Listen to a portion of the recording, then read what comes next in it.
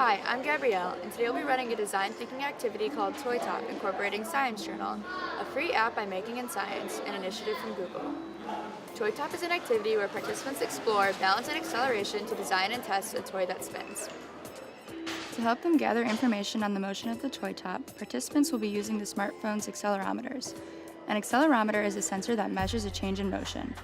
In addition to using smartphones, we can also use wireless accelerometers in a similar way to measure the acceleration of our spinning toys at a distance and in real time.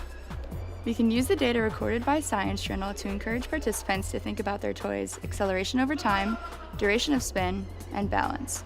We recommend keeping materials separate from work tables to help avoid overshadowing the data testing phase.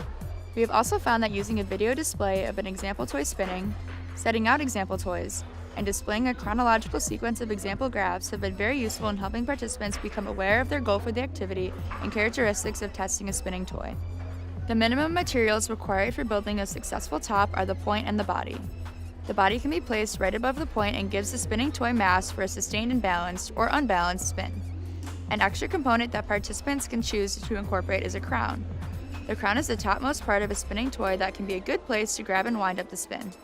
You can provide a variety of materials for participants to test as the bottom point for your spinning toy. Examples of these materials are bottle caps, small party hats, funnels, tennis, or even old soccer balls cut in half. If possible, try to punch a few holes around the edges of these items so that students can think of ways to connect the items to their phones. Be sure to also provide materials to connect everything, including rubber bands, pipe cleaners, and small pieces of foam to wedge things together. Since building a successfully spinning top can be difficult, material selection is crucial.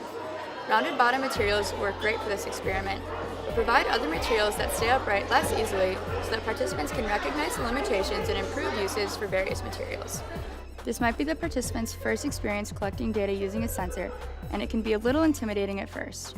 Some ways to scaffold this experience could include asking students to mimic a spinning toy while holding an accelerometer or phone, encouraging participants to examine the data produced by the example spinning toys, or asking them to predict the shape of their graph.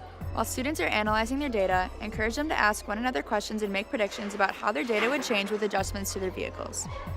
Use this activity as an entryway to exploring data. Focus on general shapes of the graphs rather than specific numbers at different points along the graphs. Lastly, building a top can be challenging. Ease the building process by providing some examples of working tops and having students describe what might make those example tops successful.